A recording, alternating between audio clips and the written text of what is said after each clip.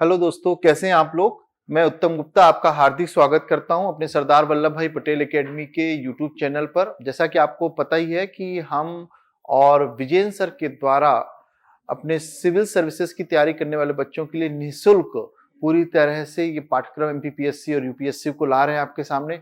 Last lecture मैंने polity के तहत भारत के संविधान की प्रस्तावना और भारत की संविधान सभा के बारे में चर्चा की थी। आज एक नए टॉपिक के साथ आपके सामने आए हैं, भारत के राष्ट्रपति की विवेकी शक्तियां। अब यहाँ पर समझने की बात यह है कि भारत के राष्ट्रपति की विवेकी शक्तियों से क्या तात्पर्य है। क्या भारत के राष्ट्रपति के लिए विवेकी शक्ति शब्द का प्रयोग भारत के संविधान में किया गया है, या उन परिस्थितियों को देखेंगे जब भारत का राष्ट्रपति अपनी विवेकी शक्तियों का प्रयोग करता है। समझने की बात यह है कि विवेकी शक्ति शब्द से यहाँ पे क्या तात्पर्य है।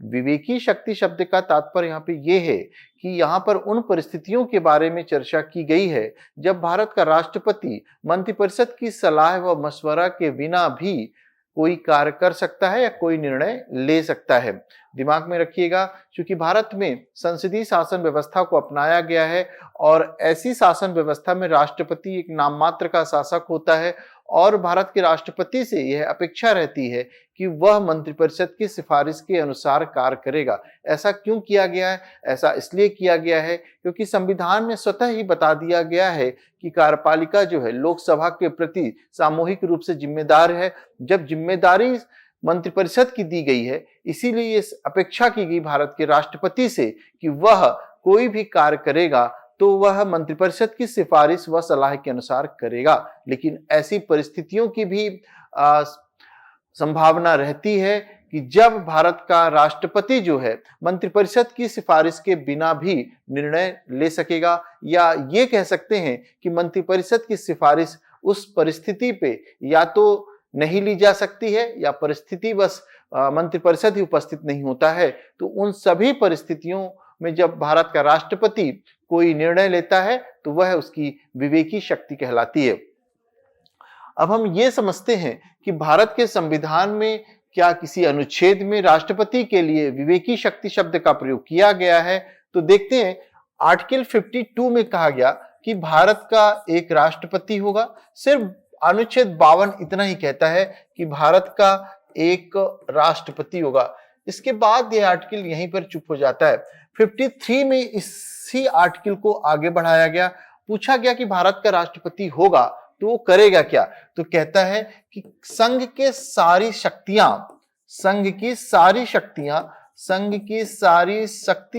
राष्ट्रपति पर निहित होंगी, जिसका निर्वाह सारी शक्तियां राष्ट्रपति में निहित होंगी, जिसका निर्वाह वह या तो स्वयं करेगा या अपने अधीनस्थ के माध्यम से करेगा।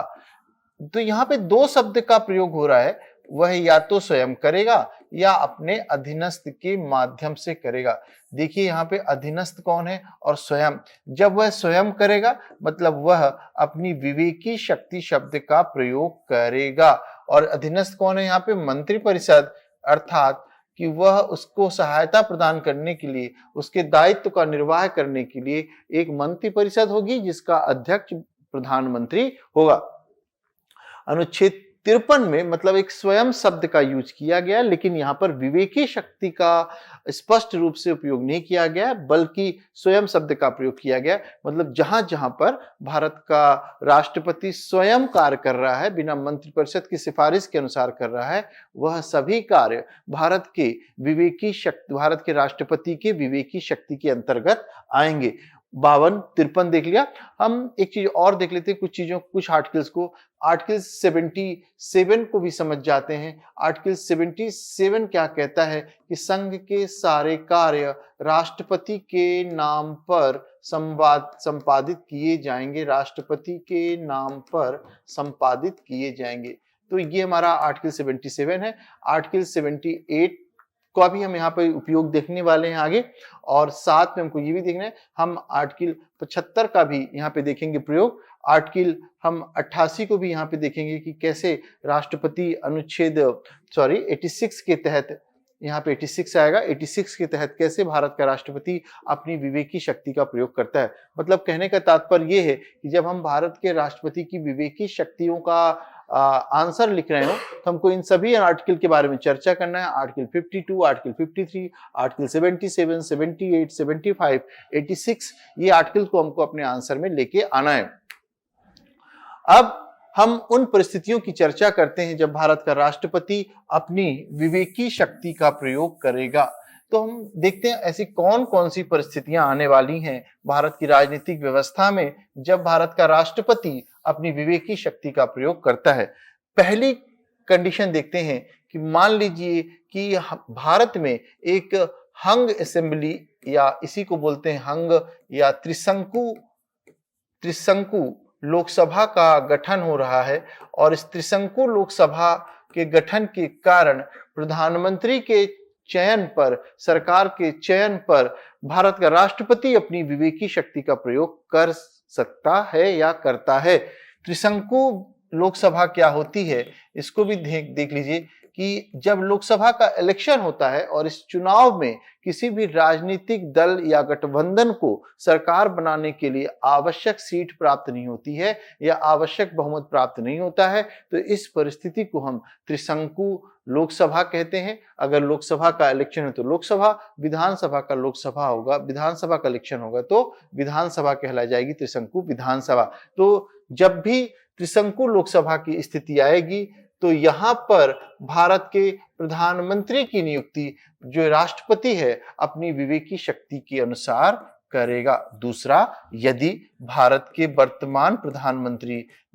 प्रधानमंत्री की पद में रहते हुए मृत्यु हो जाए तो वह अचानक मृत्यु हो जाए तो भारत का राष्ट्रपति अपनी विवेकी शक्ति का प्रयोग करके किसी भी व्यक्ति को भारत का प्रधानमंत्री नियुक्त कर सकता है। अभी तक हम लोगों ने दो स्थितियां देखी। पहली स्थिति हमने देखी कि जब भारत की राजनीतिक व्यवस्था में त्रिशंकु लोकसभा की स्थिति आ रही है, वहां पर भारत का राष्ट्रपति जो है क्या कर रहा है, प्रधानमंत्री को नियुक्त करते समय अपनी विवेकी शक्ति का प्रयोग कर रहा है।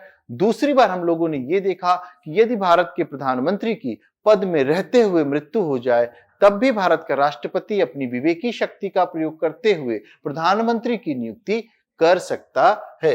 दो कंडीशन ये हो गई। हम देखते हैं तीसरी कंडीशन कैसी होगी। मान लीजिए कि कोई सरकार के विरुद्ध अविश्वास प्रस्ताव पास हो जाए, नो कॉन्फिडेंस मोशन पास हो जाए और वह सरकार अपने पद से इस्तीफा देने के लिए तैयार ना हो तो भारत का राष्ट्रपति अपनी विवेकी शक्ति का प्रयोग करके उस सरकार को भंग कर सकता है। इसी कंडीशन पर एक दूसरी स्थिति देखता हूं कि यदि सरकार के विरुद्ध अविश्वास प्रस्ताव पास हो गया, अब ऐसी सरकार जिसके विरुद्ध अविश्वास प्रस्ताव पेश हुआ है अब वह राष्ट्रपति को कह रही है कि लोकसभा को भंग कर दे, तो यहां पर भी भारत का राष्ट्रपति अपनी विवेकी शक्ति का प्रयोग करेगा और वह देखेगा कि क्या लोकसभा को भंग करना उचित है या अल्टरनेटिव अगर कोई सरकार बनने की संभावना है तो वह किसी वैकल्पिक सरकार के गठन का भी प्रयास करेगा। अर्थात कहने का तात्पर्य यहाँ ये है कि ऐसी सरकार जिसके विरुद्ध अविश्वास प्रस्ताव पास हो गया है उसकी सलाह मशवरा मानने के लिए भारत का राष्ट्रपति बाध्य नहीं है। ठीक है, अगली बार देखना, अगली चीज देखते हैं। अनुच्छेद 78 के तहत भारत का राष्ट्रपति प्रधानमंत्री से सरकार से संबंधित जो भी निर्णय लिए गए हैं उन सभी मुद्दे में जानकारी मांग सकता है। ठीक है, याद रखिएगा 78 से हम लोग दो पॉइंट निकालेंगे इस क्वेश्चंस के लिए। पहला कि राष्ट्रपति को जानकारी मांग सकता है, जानकारी मांगने का अधिकार है, राष्ट्रपति को जानकारी मांगने का अधिकार है और यहाँ पर मंत्रिपरिषद या प्रधानमंत्री ऐसी जानकारी को अनिवार्य रूप से उपलब्ध कराएगा। ठीक है, दूसरी बात, यदि किसी विषय पर मंत्रिपरिषद के किसी सदस्य ने निर्णय ले लिया हो लेकिन उस विषय पर मंत्रिपरिषद में चर्चा ना हुई हो तो राष्ट्रपति उस विषय को मंत्रिपरिषद के समक्ष रखवाने व उस पर चर्चा करवाने के लिए भारत के राष्ट्रपति को कह सकता है। तो आर्टिकल 78 को भी ध्यान रखना है। आर्टिकल 78 के तहत दो चीज हो गई, भारत का राष्ट्रपति सरकार से जो भी निर्णय सरकार की हैसियत से लिए गए हैं उन सभी निर्णयों की जानकारी मांग सकता है। और दूसरा मैंने ये कहा कि यदि मंत्रिपरिषद के किसी मंत्री ने किसी विषय पर निर्णय ले लिया है और उस विषय पर मंत्रिपरिषद के बीच सलाह मशवरा या चर्चा नहीं हुई है तो भारत का राष्ट्रपति उस विषय पर चर्चा कराने के लिए भारत के प्रधानमंत्री को कह सकता है। अगले पॉइंट की ओर चलते हैं हम लोग, पांचवें पॉइंट की ओर। ध्यान रखिएगा, इसमें हम अपने हिसाब से पॉइंट बनाते जाएंगे और नेक्स्ट पॉइंट की ओर जाते हैं कि यदि मान लीजिए कोई विषय संसद ने पास कर दिया, राष्ट्रपति के पास आरक्षित आया है उसकी सहमति के लिए अनुच्छेद 111 के तहत, अब राष्ट्रपति चाहे तो उस विषय को एक बार कम से कम पुनर्विचार के लिए लौटा सकता है। और जब ऐसे बिल को पुनर्विचार के लिए लौटाएगा तो वह किसी भी मंत्रिपरिषद की सलाह मशवरा के अनुसार कार्य नहीं करेगा। ध्यान रखिएगा। और यही तो है, कौन सा था ये निलंबित वीटो एक तरह से कंडीशन होगी। हम लोग ने वीटो पावर जब पढ़ाया था आपको तो हमने इस वाली कंडीशन को देखा भी था। तो यहाँ पर राष्ट्रपति अपनी विवेकी शक्ति का प्रयोग कर रहा है। ठीक है, ध्यान रखिएगा इसको कि अनुच्छेद 111 के तहत क्या भारत का राष्ट्रपति सभी बिलों को पुनर्विचार के लिए एक बार लौटा सकता है? तो इसका जवाब है नहीं। धन विधेयक व संविधान संशोधन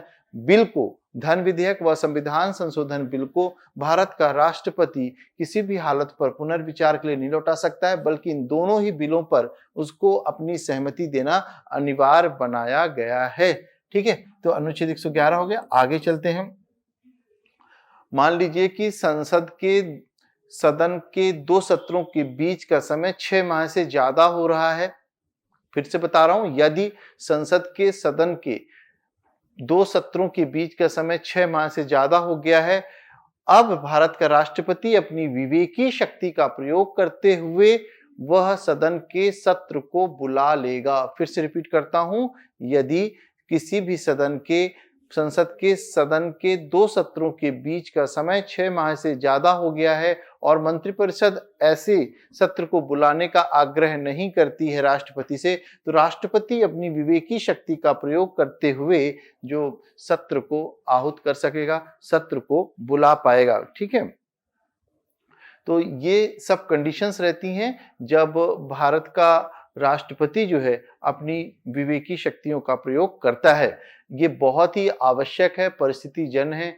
इसी से मिलता जुलता क्वेश्चन जो है भारत के राष्ट्रपति की प्रासंगिकता से भी संबंधित आपसे पूछ सकता है, तो यहाँ पर भी हम इन्हीं पॉइंटों को रख सकते हैं। अब फिर से एक बार रिकॉल करते हैं कि भारत के राष्ट्रपति की जो विवेकी शक्ति हम लोग ने पढ़ी, तो कौन कौन सी पढ़ी? हमने पढ़ा, पहला, हंग असेंबली होने पर कौन प्रधानमंत्री बनेगा या किस दल को बुलाया जाए, तब यहाँ पर भारत का राष्ट्रपति अपनी विवेकी शक्ति का प्रयोग करता है।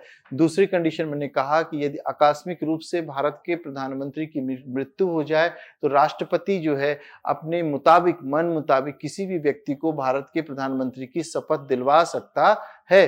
तीसरी बात मैंने कहा, कोई बिल आया, भारत के राष्ट्रपति के पास गया तो राष्ट्रपति उसको एक बार पुनर्विचार के लिए लौटा सकता है। इसी तरह मैंने आपको बताया कि संसद के सत्र, किसी भी सदन के दो सत्रों के बीच का समय 6 माह से ज्यादा नहीं हो सकता है, और यदि ऐसा हो गया है तो अब भारत का राष्ट्रपति अपनी विवेकी शक्ति का प्रयोग करते हुए क्या करेगा? सत्र को आहूत कर लेगा। तो ये सब जितने भी हम लोगों ने इसमें देखे हैं, ध्यान रखिएगा, ये भारत के राष्ट्रपति को एक विवेकी शक्ति प्रदान करते हैं। यही सब पॉइंट जो हैं भारत के राष्ट्रपति के पद की प्रासंगिकता के लिए भी जाएंगे। तो ये लेक्चर हमारा यहीं तक रहेगा। अगले लेक्चर में हम एक नए विषय के साथ आपके साथ आएंगे। आप इन लेक्चरों को सुनते रहिए और मुझे जरूर बताइए कि ये लेक्चर आपको कैसे लग रहे हैं, और अगर कोई डाउट आ रहा है तो आप बिल्कुल कमेंट्स करके पूछ सकते हैं। और हमारे चैनल को भी सब्सक्राइब करिए ताकि जो नए नए लेक्चर्स आ रहे हैं उसका नोटिफिकेशन आप पा जाएं। हमारी कोशिश ये रहती है यहाँ पर पढ़ाते समय कि जिस तरह का एक्सपीरियंस, जिस तरह की आपको रिक्वायरमेंट है पीएससी यूपीएससी की तैयारी करने की, जो पढ़ने की स्ट्रेटजी होनी चाहिए, हम यहाँ पर उन्हीं हिसाब से आपको पढ़ाते हैं और लेक्चर्स को लेके आ रहे हैं। तो कंटिन्यू देखते रहिए। एंजॉय करिए पढ़ाई को और खूब मेहनत करिए। Thank you very much.